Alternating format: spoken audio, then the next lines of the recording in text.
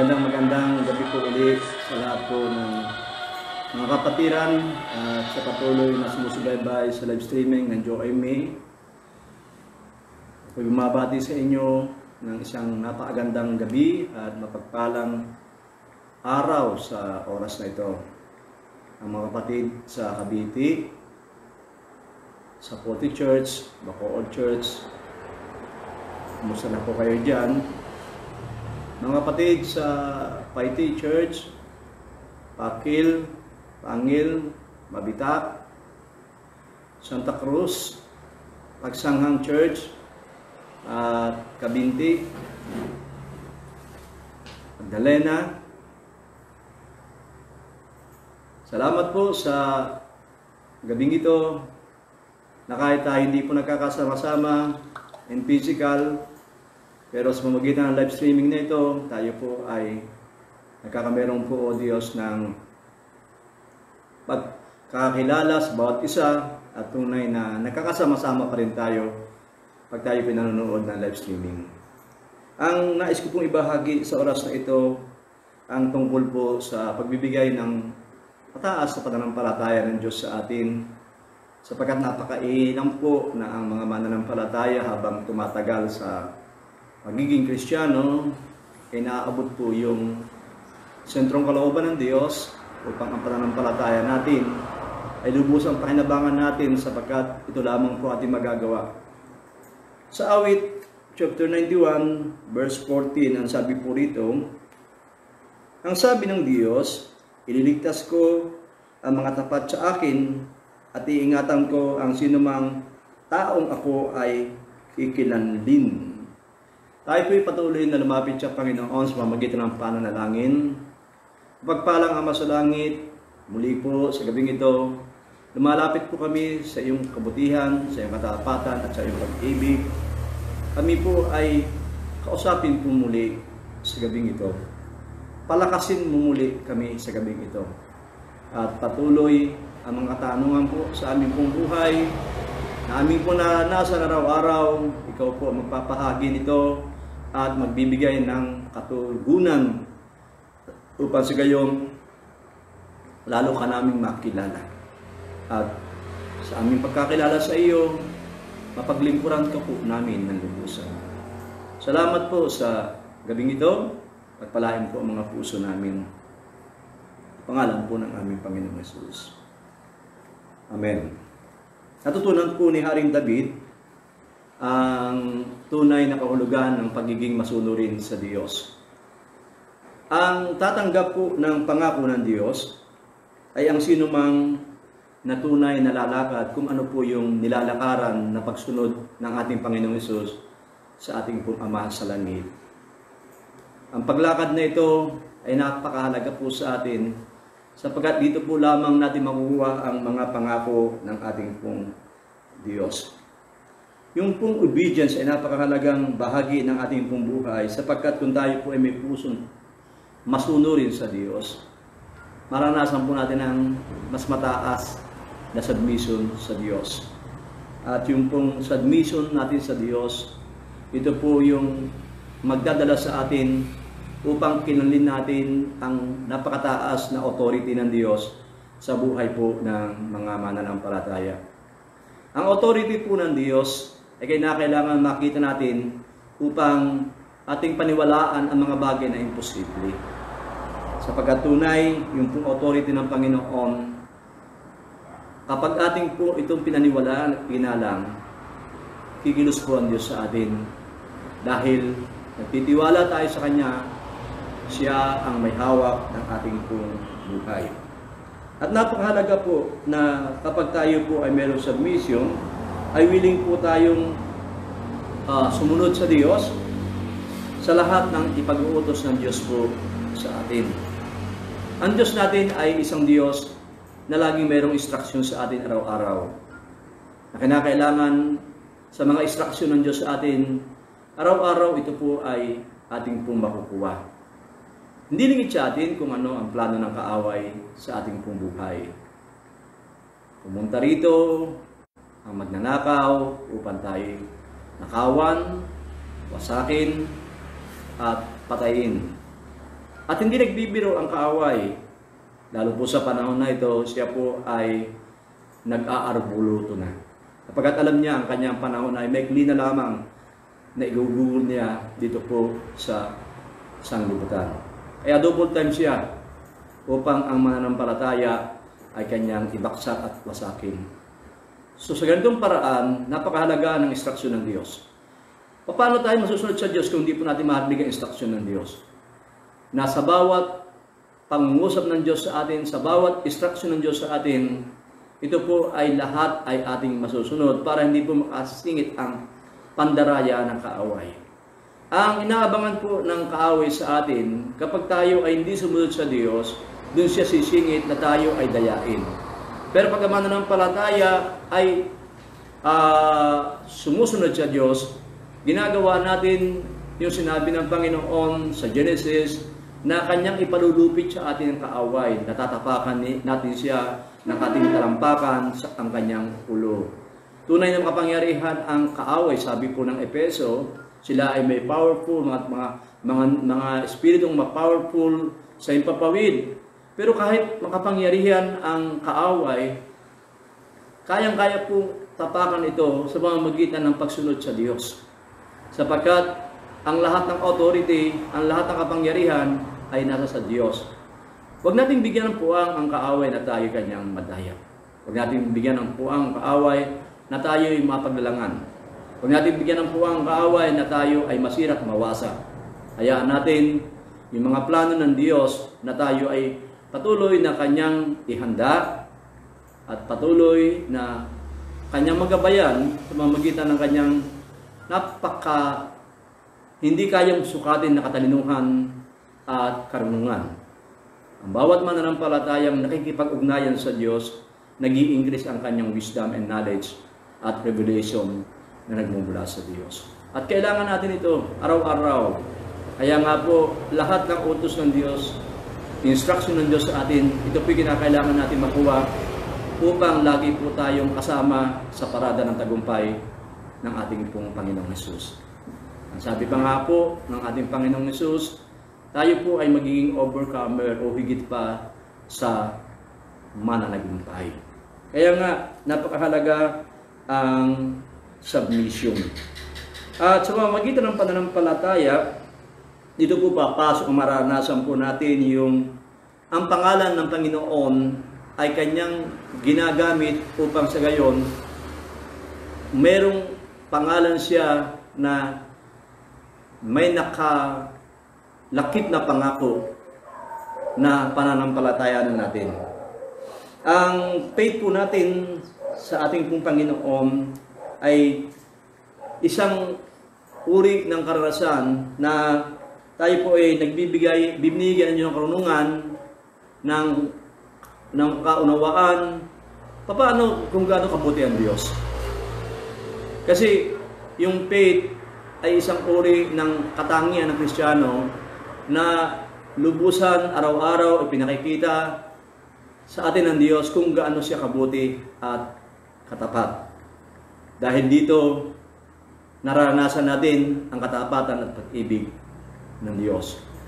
Lalo sa panahon na ito, pag ikay manunood ng balita, lahat ng balita ay talagang nakakapagpasira ng ating pananampalataya. Lahat ng masamang balita, ito po yung ating napapakinggan. Naghihirap, walang trabaho, mahirap sumakay ng sasakyan, at hindi natin maunawaan ang mga nangyayari dahil sobrang hirap ang naranasan sa bansang Pilipinas. At sa pamamagitan ng ganitong uri ng mga information na negatibo, tayo po ay naiepektuhan. Tayo po ay nakakaranas ng ating mga pananampalataya na nababawasan ng ating pananampalataya sa Diyos. Pero kung ating pong paniniwalaan na laging ang Diyos ay hindi nawawalaan ng mabuting bagay na gagawin sa ating araw-araw, mangyayari po ito sa atin. Gusto ng Diyos, kahit na ano yung worst scenario na maranasan ng mananampalataya, nagtitiwala pa rin siya na siya ay nasa kamay ng Diyos. Nagtitiwala pa rin siya na kontrol ng Diyos ang lahat ng bagay. Dahil kahit na ang mangyari sa mundong ito ay pahirap ng pahirap, at talagang makita natin na maraming kaguluhan, sasabayan pa ng kalamidad, at iba't ibang mga digmaan sa iba't ibang dako ng mundo. Pero lagi nating isipin, nasa kontrol ng Diyos ang lahat ng bagay. Kaya yung nagtitiwala sa kabutihan ng Diyos, maranasan niya ang mga pangako ng Diyos ng kaaliwang, ng kapayapaan, at ng pag-asa. Pag-asang hindi matatapos, pag-asang walang katapusan sa ating pong buhay. Ang isa sa mga pangalan ng Diyos na ating dapat uunawain, ang pangalan niyang Jehovah Rapha. Sa Exodus chapter 15 verse 26, Exodus chapter 15 26. Ang sabi po sa Exodus chapter 15:26, ang sabi niya, kung ako'y buong puso ninyong susundin, at kung gagawin ninyong matuwid at susundin ang aking kautusan, ang mga tuntunin, hindi ko ipaparara sa inyo ang alimang mga sakit na ipadadala ko sa Ehipto. Ako, si Yahweh, ang inyong manggagamot. So, isa sa mga pangalan ng Diyos ay ang Jehovah Rapha, the Lord our healer. Sikreto po para maranasan natin yung tinatawag na hindi tayo maranasan yung salot ng karamdaman maski sa panahon na ito po ng pandemic. Ito yung napakasarap nating i-apply dahil pataas na pataas ang bilang ng mga positibo sa coronavirus. So dito po, ang sabi po rito, Jehovah Rapha, the Lord our healer. At ang isang napakahalaga para makasama tayo doon sa pinoprotektahan ng Panginoon at maging magpapagaling sa atin, yung pong tinatawag na wholeheartedly, completely, na seryoso tayo na maglilingkod sa Diyos o gagawin ang kanyang ipinagagawa sa atin. Dahil hinahanapan tayo ng Diyos na maipatdama natin sa Kanya yung very strong love natin sa Diyos. Ang mga Israelita sa panahon ng sila sa Egypt, binanggit doon, pagbabasahin natin ang Exodus, napakaraming salot na pinayagan ng Diyos na mismo tumama sa Ehipsyo o sa Ehipto, sa mga Ehipsyo sa Ehipto. Subalit, lahat ng salot na ito ay hindi kasama ang mga Israelita, bagamat sila ay nasa Egypt din. Bakit po? Kasi may pangako ang Diyos. Ang sabi niya, hindi ko ipararanas ang anumang sakit na naranasan ng lahat ng tao. Ito po yung panahon kung mananampalataya tayo sa Diyos na kung sakaling maranasan natin sa dami ng virus na yan, ng COVID-19, saan man tayo pumunta, ay merong kaso ng coronavirus at maaaring tayo nakakasalamuhan ng maraming tao sa palengke, sa iba't ibang dako ng lugar ng bansang Pilipinas, maski sa Laguna. Hindi tayo nakakatiyak kung sino ating kausap, kung sino ang carrier ng pandemic na ito. At maaari tayo mahawa. Pero kung panghawakan natin, ang ating pinananampalataya ay Diyos na manggagamot, Jehovah Rapha, magagawa ng Diyos na tayo protektahan. Magagawa ng Diyos na tayo ay kanyang pagalingin kung tayo makakakamit ng anumang karamdaman. Maaaring kasama rin ang at kasama rin ang coronavirus. Kaya nga po, pag tignan natin paano gumawa ang Diyos ng napakaraming himala ng senaryo ito, ang virus na ito ay napakasimpleng karamdaman lamang. Kasi nang kanyang ipadala ang Panginoong Hesus sa mga kanyang ipinakikita bilang Diyos, siya ay nagpapagaling sa lahat ng karamdaman. Nagpagaling siya ng bulag, nakakita. Nagpalakad siya ng pilay. Nagpagaling siya ng may ketongin. Nakakita ang bulag.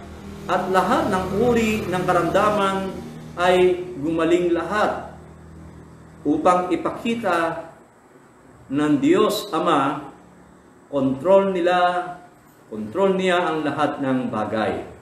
Sa Exodus, gumawa ang Diyos ng himala at maraming panahon sa mga propeta gumawa ang Diyos ng himala at sa panahon ng Panginoong Hesus, maraming ginawa ang Diyos ng himala at sa panahon ng mga apostol, maraming ginawang pagpapagaling ang Diyos at sa panahon nating inabot ng huling panahon, mas higit ang pangako ng Diyos na mas marami siyang gagawin. Kung paano sinasabi ng mga tao, especially ang mga lingkod ng Diyos, na ang naranasan nating hirap ay pasimula pa lamang. So, kung totoo man ito at ito ay magganap at mangyari, at hindi pong isa-isip at sa puso, ang himala rin naman ng Diyos ay pasimula pa rin lang. Dahil kung paano may problema, may nakalaan na solusyon ng Diyos. Kung paano may karamdaman, may pagpapagaling ang Diyos. Kaya napakapalad ng mananampalataya na buong puso nasusunod sa Diyos. Buong puso nasusundin ang kanyang salita. At panghawakan ang sabi rito sa Exodus chapter 15 verse 16 ay hindi ipaparanas ng Diyos ang lahat o anumang karamdaman nararanasan ng mundo. Sapagkat ang ating Diyos ang ating manggagamo.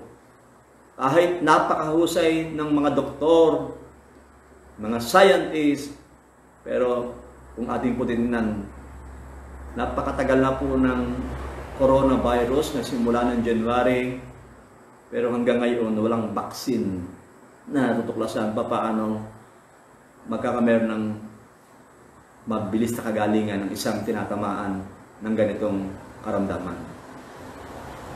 Pero ang Diyos, sisiw lamang o walang kakwenta-kwentang karamdaman ang pandemic na ito. Kaya nga po, napakahalaga kakampi natin ng Diyos at kilala tayo ng Diyos. Sapagkat yung relasyon natin sa Kanya kailanman ay hindi nababago at patuloy na nag-aapoy ang ating relasyon sa Diyos. Kaya nga, Jehovah Rapha, ito po yung napakahalaga, the Lord our healer. Jehovah Shalom, ang ibig sabihin po natin dito ay ang Diyos natin ay ang Diyos ng kapayapaan. The Lord our peace. Napakahalaga po nito. The Lord our peace. Sa judge o sa hukom. Sa mga hukom,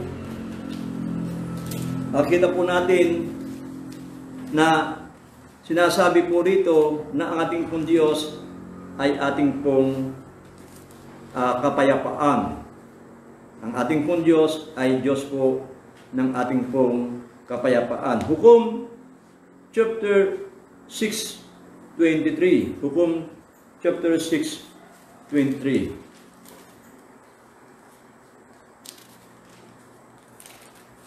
Judge 6:23. Ngunit sinabi sa kanya ni Yahweh, minahon ka, huwag kang matakot, hindi ka mamamatay. Sa English po, ang sabi po sa English, then the Lord said to him, peace with you, peace with you, do not fear. You will not shall die. Ito po yung napaganda na pangako ng Diyos, yung kapayapaan ng Diyos ay ating pumaranasan. Yung pagkakameron po ng kapayapaan na mula sa Diyos ay yung tinatawag pong harmony relationship with God, with a people. Napakahalaga yung harmony relationship. Ang kapayapaan ng Diyos maranasan natin kapag tayo po ay merong napakaganda relasyon sa Diyos, napakagandang relasyon sa ating pong kapwa. Dahil katotohanan po, ito po yung magtutulak sa ating laging gumawa ng mabuti para sa Diyos at laging gumawa ng mabuti para sa ating pong kapwa. Lagi po natin iisipin, hindi po lamang dapat ang Diyos ang gumagawa sa atin ng mabuti. Dapat meron din po tayong ginagawang mabuti para sa Diyos. Kaya nga po tayo pinaparanas ng Diyos ng kabutihan upang tayo po ay magbalik din ng kabutihan sa Diyos at sa mga taong nakapaligid sa atin. Kapag ang tao ay gumagawa ng mabuti, ang kapayapaan ng Diyos ay nag-uumalag na maranasan po natin dahil wala tayong kinatatakutan. Kaya napaka-importante ang ating pong relasyon sa Panginoon na merong napakalalim na ugnayan na hindi kayang sirain ng anumang maranasang bagyo ng buhay o lindol ng buhay. Ipinakita ng Panginoong Hesus kung gaano ang matatag ang mananampalataya sa mga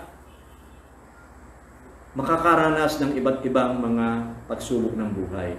Sabi niya, ang pananampalataya ating susubukin at mapapatunayan kung ang pananampalataya natin ay nakatayo sa buhangin o nakatayo sa bato. At napakahalaga, mapatunayan natin sa Diyos, hindi buhangin ang pundasyon natin. Nang ibig sabihin, tayo lumalapit lang sa Panginoon hindi lamang sa mga financial at material blessing, kundi tayo lumalapit sa Panginoon sapagkat gusto natin yung ating relasyon sa Kanya ay mapag-ingatan ng Diyos sapagkat tayo nag-iingat sa Diyos. Mawala man ang lahat ng bagay sa mundong ito, kayamanan, karangyaan, kasikatan, ang hindi lang pong mawawala ay ang Diyos sa ating buhay. At kahit mawala ang lahat ng bagay, pag ikay meron Diyos sa iyong puso, ikaw ay mananagumpay pa rin. At hindi kayang alisin ka sa kagalakan na naranasan mo araw-araw. Kaya nga, napakahalaga ng ating pong relasyon sa Panginoon, ating patibayin. Ang ating pong relasyon sa Panginoon ay talagang maranasan nating araw-araw ay nagiging lalong mas malalim. Ito po yung kapayapaan ng Diyos. Kapayapaan ng Diyos. Kaya nga po, ang ating pong buhay, hindi tayo natatakot kahit ano ang mangyari sapagkat alam natin, nasa puso natin ang kapayapaan ng Diyos.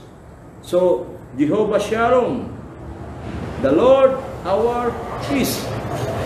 Hindi ito kagaya ng ibinibigay ng mundo, sapagkat ang mundo ay binigbibigay ng kapayapaan lamang kapag ang panahon ay maganda, kapag maraming pera, kapag magandang takbo ng buhay, payapa ang tao.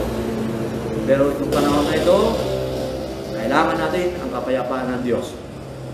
Natin maranasan sa ating buhay upang tayo makatulog ng mahimbing, makapanalangin, makapagdesisyon ng tama, makapag-isip ng tama, at hindi na epektuhan ng kaguluhan dulot ng karanasan ng pandemic. Takot po kasi ang tinatawag na maranasan natin sa dami na namamatay sa buong mundo. Napakaraming tinatamaan. Alam niyo po, mga kapatid sa Panginoon, hindi po swerte-swerte ang buhay na masasabi natin ay swerte. Hanggang ngayon wala pa akong sakit ng virus o ng coronavirus. Hindi po swerte-swerte. Kundi ito ay nasa kamay ng Diyos na kaya tayong proteksyonan ng Diyos kahit mas higit pang matinding virus ang payagan ng Diyos na dumating sa mundong ito, sa ating bayan, sa ating bansa, kayang-kaya tayong proteksyonan ng Panginoon. Kaya nga po, sa panahon ng Old Testament, New Testament, at maging sa panahon natin, napakarami laging provision ng Diyos na kagalingan anuman ang karamdaman na maranasan ng tao. So, mahalaga yung kapayapaan sa ating buong buhay. Jehovah Jireh, nang ibig sabihin po, the Lord our provider. Jehovah Jireh, the Lord our provider. Tingnan po natin sa Genesis chapter 22 verse 14. Genesis chapter 22 verse 14. Kaya ang lugar na ito tinawag ni Abraham na si Yahweh ang nagkaloob. At hanggang ngayon sinasabi ng mga tao sa bundok ni Yahweh may nakalaan. So ito po ay kailangan ating panghawakan mabuti. Ang ating pong Panginoon ay laging merong nakalaan sa ating pong buhay. Isa sa napagandang katangian ng Diyos ay yung pong tinatawag na God worked hard for us to give up provision o magbigay siya ng lahat ng ating pangangailangan. God worked hard. Matindi siya magtrabaho para sa ating pong mga pangangailangan. At ito po ay mapapatunayan doon sa ating pong naranasan salvation.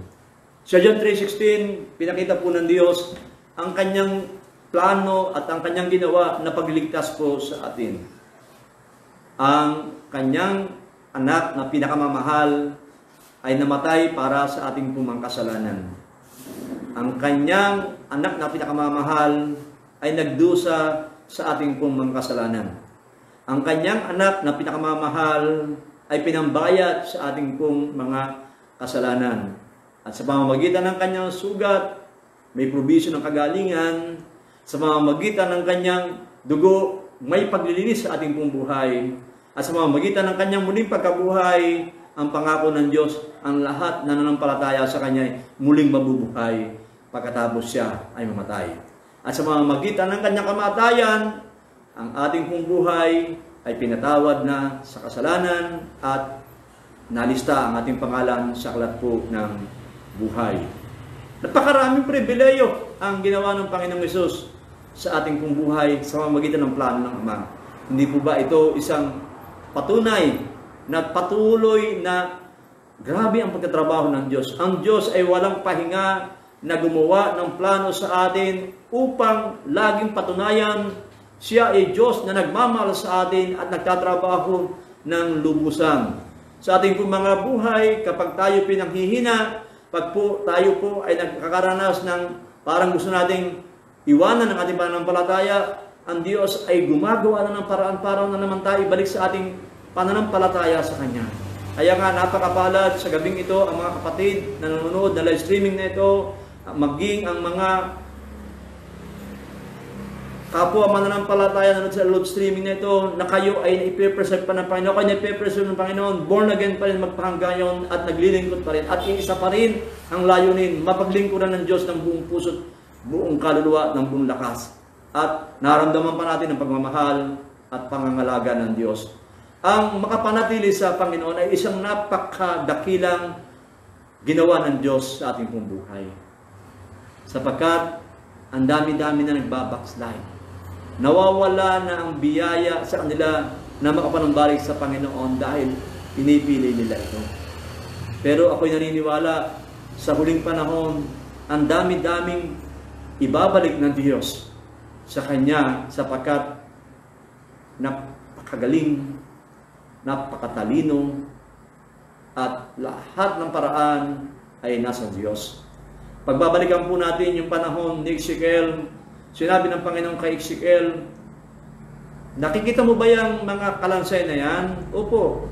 Ang tanong ng Panginoon kay Ezekiel, Propeta Ezekiel, sa palagay mo, mabubuhay pa yan? Kayo lang po nakakalam, ang sagot ni Ezekiel. At hiningihan ng Panginoon ang mga kalansay at nagkameron po ito ng balat, laman, at nabuhay yung mga kalansay na ito.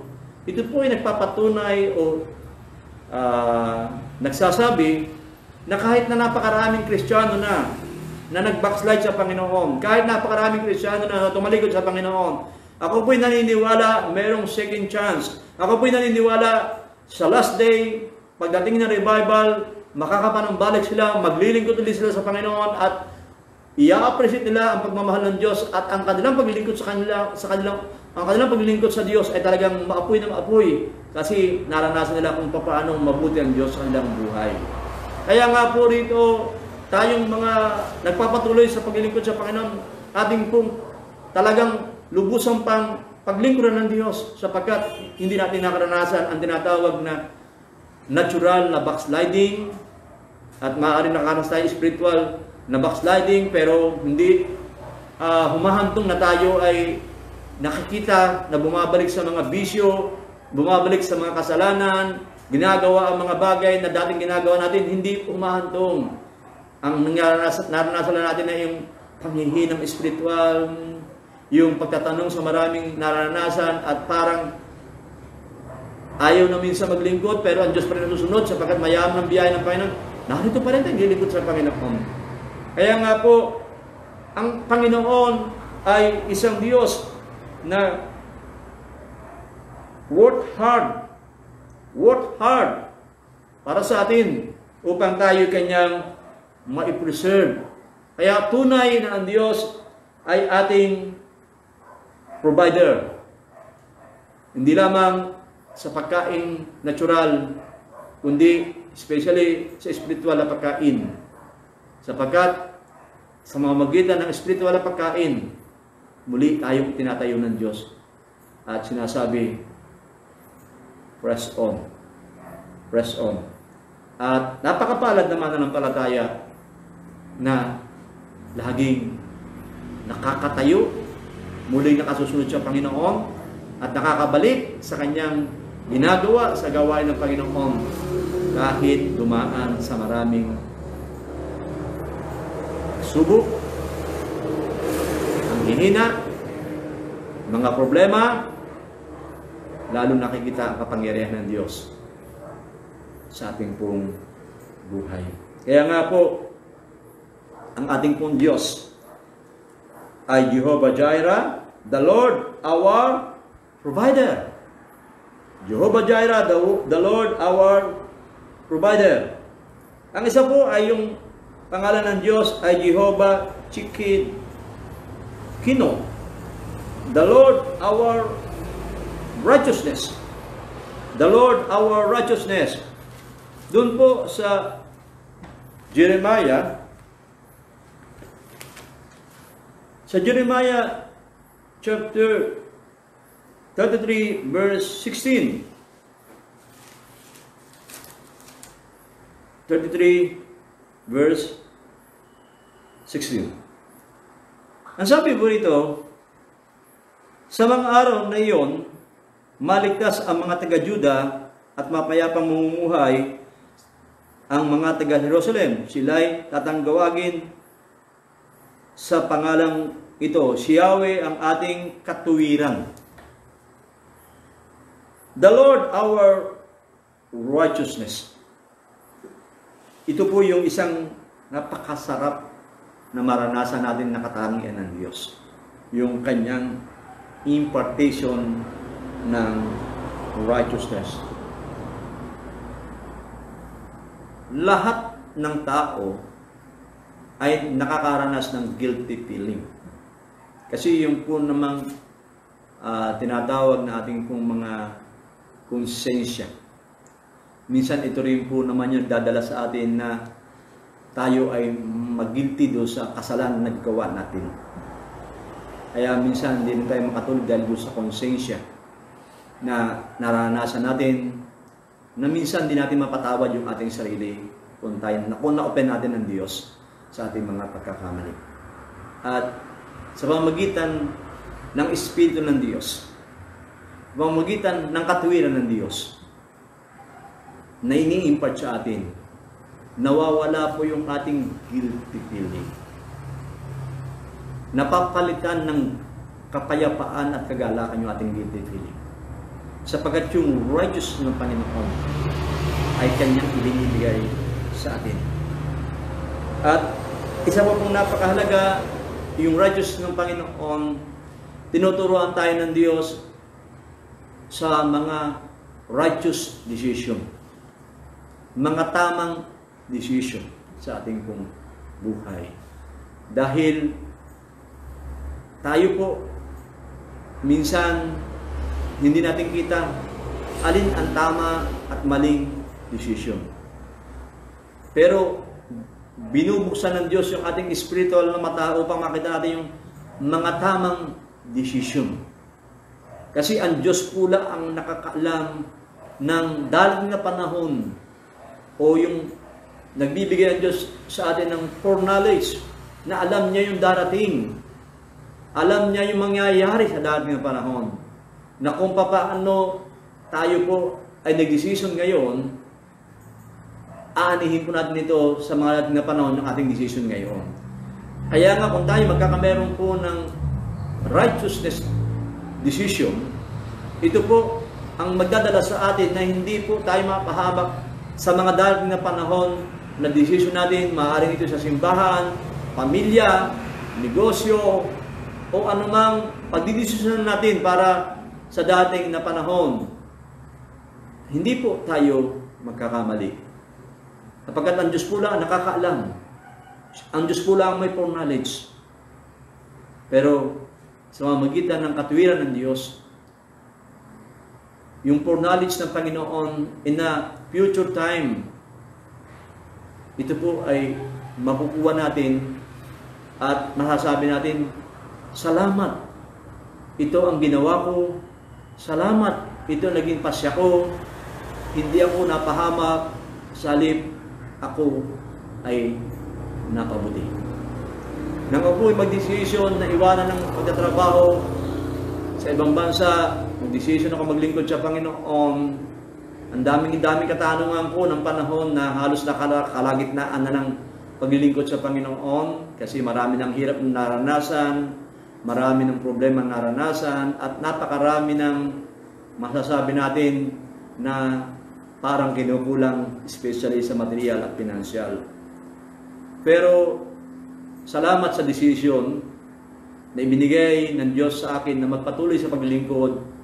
At nakita ko naman sobrang pagpapasalamat ko sa Diyos kasi yung aking paglilingkod sa Panginoon, sa biyaya pa rin ng Panginoon, ay inaani ko at naranasan namin pamilya yung desisyon naming paglingkuran ang Diyos.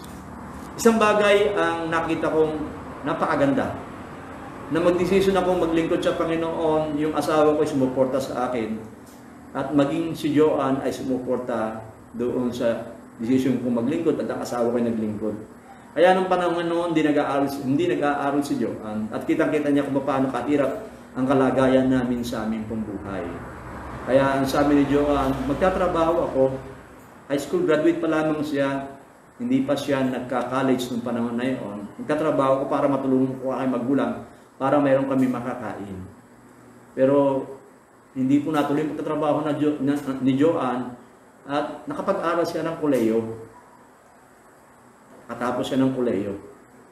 At sa biyaya ng Panginoon, yung kanyang karunungan sa pag-aaral sa koleyo ay nagagamit ng Diyos sa ministry. Kaya nga po, sobra ang papasalamat ko sa Panginoon kasi yung righteous decision na ginawa namin pamilya, ngayon ay aming talagang natatamasa yung mga pagpapala at biyaya. At kami personal sa aming pamilya ang lubusang nakakaunawa ng mga pagpapala ng Diyos na aming pinaranasan. At isa pa po ay yung tinatawag na righteous behavior is our reward. Yung righteous ng Panginoon ay magkakameron po tayong tinatawag na righteous behavior o makakasanayan mo na yung tinatawag na ang iyong pag-ugali ay pawang gusto mo ay matuwid ang iyong lahat ng gagawin. Kahit pa may mga pagkakataon, maraming masasagasaan sa mga decision mo na i-implement ang righteous ng Panginoon, tuloy ka pa rin sapagkat nakakabit na sa buhay mo, sa iyong pag-uugali, yung righteousness ng Panginoon. Alam niyo po, kahit pa sa tingin natin, sa ating pagpapasya ng i-implement ang katuwiran sa pamilya, i-implement ang katuwiran ng Diyos sa simbahan, ipakikita lang ng kaawayan ng magkakameron ng problema, ipakikita lang ng kaawayan na magkakameron ng aguluhan, pero ang panampalatayan natin, kontrol ng Diyos sa lahat ng bagay, at makabubuti ang pag-apply ng righteousness ng Panginoon sa ating pong pamilya, sa ating pong kinabibinangan iglesia. Lahat naman po tayo may mga problema pa rin sa ating mga anak at ating pong pamilya. Pero ako po'y naniniwala ang lahat ng bagay na ito ay aayusin ng Diyos. Ako po'y naniniwala ang lahat ng bagay na ito ay mailalagay ng Diyos sa tama, sapagkat yung katuwiran ng Diyos ay ating pong niyayakap at ito po ang ating ginagawang batas sa ating pong pamilya at sa ating pong iglesia. Sapagkat katotohanan ng Diyos po natin ay isang Diyos na laging nagmamahal sa atin at nais niya ang buhay natin ay mapuspos ng katuwiran ng Diyos. Sa John chapter 17 verse 3, John chapter 17 verse 3. Ang sabi po rito sa John chapter 17 verse 3, at ito ang buhay na walang hanggan, ang makilala kanila iisang buhay na Diyos, si Jesucristo na iyong isinugo. Ang katotohanan po sa buhay po natin, lalo po nating maunawaan ang kahalagahan ng buhay na walang hanggan, at ang buhay na walang hanggan ay matatagpuan laan natin sa Ama sa pamamagitan ng Panginoong Jesus. Ang panahon na ito, pipilitin tayo ilayo sa Panginoong Jesus upang sa gayon hindi tayo makakonect sa Diyos Ama. Dahil tandaan po natin, hindi po mababago kailanman kahit dumating pa ang maraming panahon na si Jesus laang ang daan, ang buhay at ang katotohanan. Walang ibang daan, walang ibang paraan, salip panghawakan natin, panampalatayaan natin, ang lahat-lahat ng kapangyarihan ay ibinigay ng Ama sa Panginoong Yesus. Kapag naigupo na ng Panginoon ang lahat ng kaharian, naigupo na ng Diyos ang lahat ng kaaway ng Ama, ang lahat ng katagumpayan natatanggapin ng Panginoong Yesus ay iaalay sa Ama upang maparangalan ng Ama. So tayong mga tinawag ng Diyos, tayong mga naglilingkuran sa Diyos, bibigyan tayo ng Diyos ng katagumpayan sa pamamagitan ng kapangyarihan ng kamatayan ng Panginoong Hesus, sa pamamagitan ng kapangyarihan ng muling pagkabuhay ng Panginoong Hesus.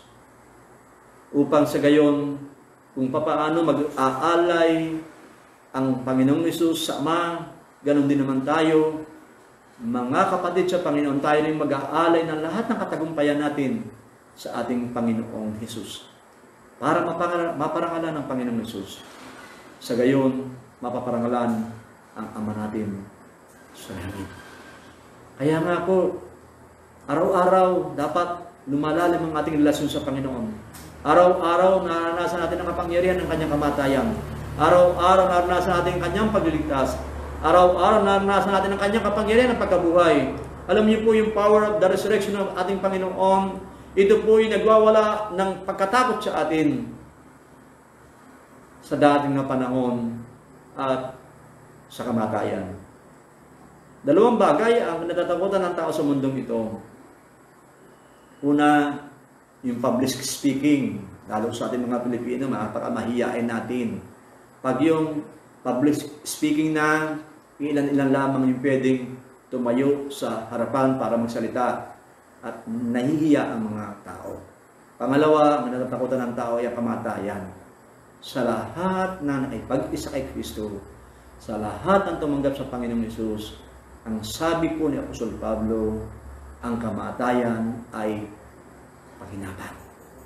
At na-declare lang din ni Pablo, na Apostol Pablo, sapagkat naranasan niya ang kapangyarihan ng muling pagkabuhay ng Panginoong Hesus at ang kanyang kamatayan sa krus ng Kalbaryo araw-araw. Kaya yung faith niya, pataas ng pataas, habang tumatagal ang kanyang paglilingkod sa Panginoon, lalo naman siya nagagalak na paglingkuran ng Diyos. At kahit ano ang suffering na kanyang naranasan, ang sabi niya, nagagawa niyang lahat ng hirap na ito dahil sa kaloob ng Panginoong Hesus sa kanyang buhay.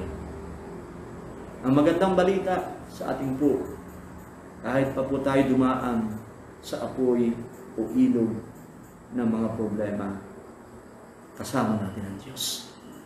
Mapangahawakan natin ang mga pangako ng Diyos. Sapagkat yun nangako sa atin ay Diyos na makapangyarihan na kayang gumawa ng lahat ng bagay sa ating buhay.